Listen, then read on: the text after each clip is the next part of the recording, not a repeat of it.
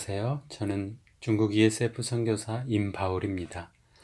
2023년 4월 17일 일용할 양식 민수기 4장 34절에서 49절입니다. 오늘 본문은 회막 봉사를 위해 레위의 자손의 수를 계수하는 내용을 담고 있습니다. 계수된 자라는 말이 12번 반복됩니다. 오늘 본문을 두 가지 면에서 묵상해 보려고 합니다. 첫 번째는 회막 봉사에 참여할 레위 사람의 수를 계수한다는 것이 어떤 의미가 있는가 하는 것입니다. 우리는 이미 이스라엘 중 20세 이상으로 전쟁에 나갈 만한 자를 지파별로 계수했을 때 그 수가 60만 3,550명이었다는 것을 알고 있습니다. 그런데 이들로부터 제외되고 계수되지 않았던 레위 지파의 자손들이 있었습니다. 그렇게 해서 계수를 해보니 고핫의 자손이 2,750명이었고 게르손 자손은 2,630명, 무라리 자손은 3,200명이었습니다. 모두 합쳐서 8,580명이었는데 20세 이상으로 전쟁에 나갈 60만 3,550명에 비하면 매우 적은 수였습니다. 그런데 이들 20세 이상 계수된 자들은 동서남북으로 배치된 이스라엘 진영에 있었고 그 한가운데 회막이 있었는데 이 회막에서 봉사하는 일을 레위 자손들이 하게 됩니다. 하나님께서 왜 이 소수의 레위 자손들을 이스라엘 백성들 중심에 세워 놓으셨을까요?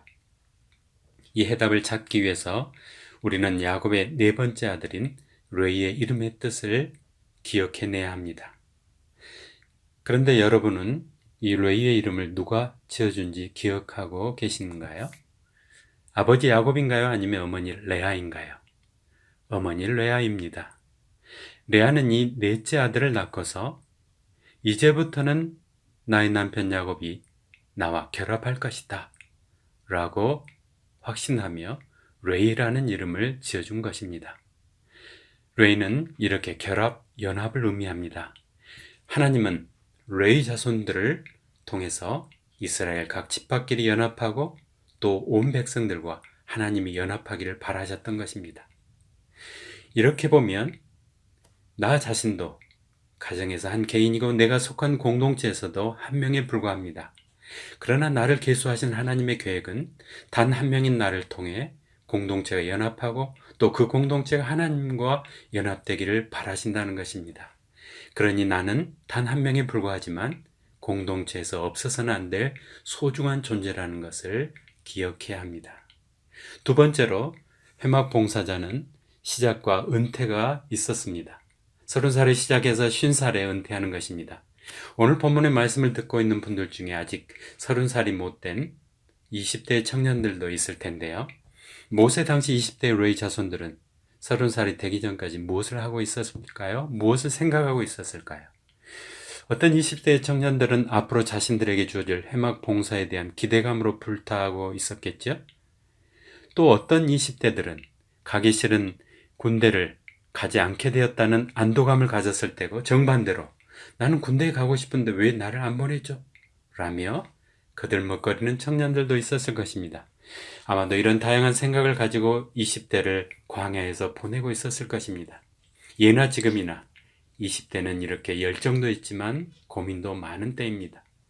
그렇다면 30살부터 50세에 해당하는 이 어른 레위 사람들은 어땠을까요? 그들은 회막에서의 봉사를 어떤 심정으로 받아들였을까요?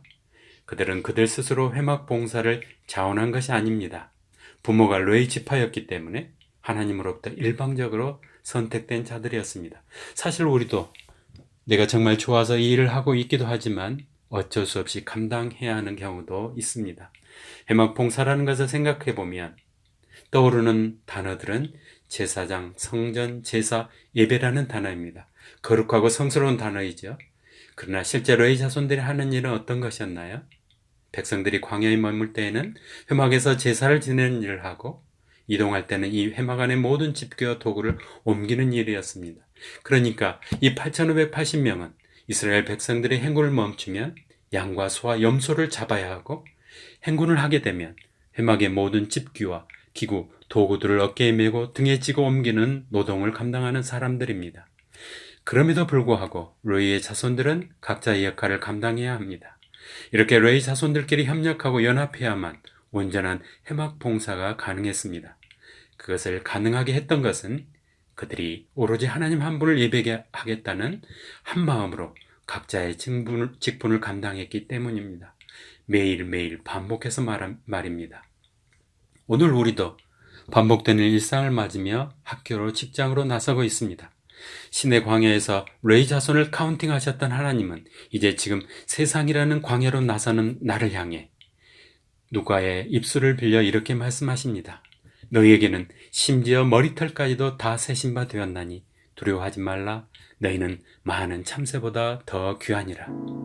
오늘 하루 나의 머리카락까지 세신 바 된 하나님이 나를 카운팅하시고 나를 사막의 광야 같은 이 세상의 중심에 세우십니다.